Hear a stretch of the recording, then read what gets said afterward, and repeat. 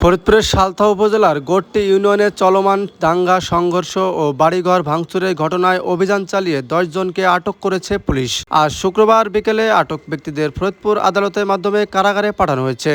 Police সূত্রে জানা যায়, গোট্টি ইউনিয়নের আড়ুয়াকান্দি, বালিয়াগট্টি, মেম্বারগট্টি, কসবাগট্টি, দোহারগট্টি ও মিরেরগট্টি এলাকায় কয়েকদিন ধরে দুই পক্ষের মধ্যে উত্তেজনা বিরাজ করছে।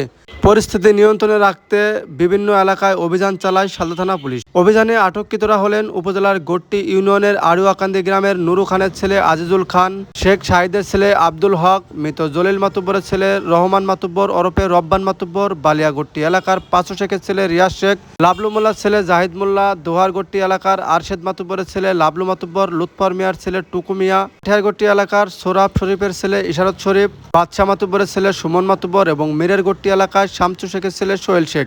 স্থানীয় সূত্রে জানা যায়, গোট্টি ইউনিয়নের আড়ুয়াকান্দি গ্রামের ইউপি সদস্য নুরু মাতুব্বর ও বালিয়াগট্টি গ্রামের জাহিদ মাতুব্বরের মধ্যে দীর্ঘদিন ধরে এলাকায় আধিপত্য বিস্তার নিয়ে বিরোধ চলে আসছে।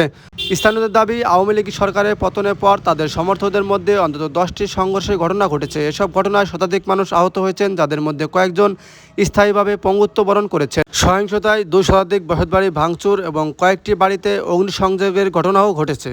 সালথা থানার ভারপ্রাপ্ত কর্মকর্তা মোহাম্মদ বাবলুর রহমান খান বলেন, এলাকায় আধিপত্য বিস্তারকে কেন্দ্র করে দীর্ঘদিন ধরে দুই পক্ষের হামলা, পাল্টা হামলা, ভাঙচুর ও লুটপাটের ঘটনা ঘটছে।